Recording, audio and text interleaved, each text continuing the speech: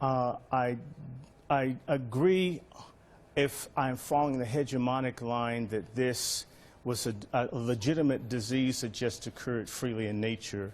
But since I do not, frankly, what President Barack Obama should have done is call for secession of all American NGOs, corporations, not-for-profits doing non-consensual human experimentation in Africa and everywhere else in the world where it goes on. Ebola, I'm holding in my hands a patent that the U.S. government gave for Ebola in 2012. It says it's invented, and it was made in its abstract for experimentation. Governments in Africa were given about $140 million to let experimentation start in January of this year. And now we see people dying from it because it was a disease made to kill, and it's killing.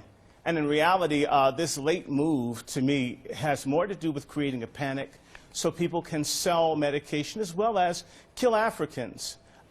This gentleman and I are going to disagree. I'm an African-American and quite proud of it. Anglo-Americans have been killing African people for profit and for land for 500 years. This is just another instance. And this is as clear as this government patent, and I dare him to tell me this is a conspiracy theory when they say they made it. When this has the U.S. Department of Health as an assignee to this patent, for someone to say to me that it's a conspiracy theory when they say so. Okay. This isn't a conspiracy theory. Stay with me, Dr. Short. Kill people and make money. Stay with me, Dr. Short. Crossing over to Washington. Mr. Lane, your take on what our guest, Dr. Short, has just stated.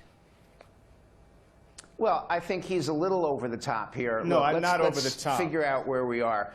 I know exactly where we are. You deal with the patent, sir. Okay. When the government says they give a patent for it, it's not over the top. Deal with the fact that I laid down. The fact is that it was made. It says it's invented. It has the name of the inventors on the patent. Okay, just check the internet. Let me cross over to Washington. Over the top. This is just being real. Stay with me, Dr. Short. Go ahead, Mr. Lane.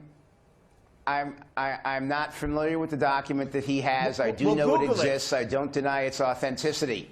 But let's figure out why the government would have a patent on this. It looks to me, in the minimal amount of information I was able to find out about this document, this is a patent on a variant of the original disease. It's certainly well within reason, where when you're doing the research on cures and vaccines and things like that, that you would deal with variants on the disease and that you would use that as part of your research to find those cures and those vaccines.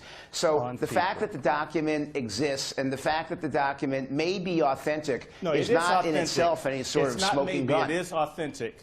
Don't accuse me of lying. This is a government's document. I never accused you, Dr. Short, of lying. Let me just jump in here. Dr. Short, why would the U.S. government want to, according to what you're saying, create such a deadly virus? Why would they want to do that? Why would they have the syphilis experiments? Why would they have the pellagra experiments? Why is Dr. James, his name is escaping me, he's at the mailman school at Columbia, do these kinds of things with Depo-Provera in the same areas?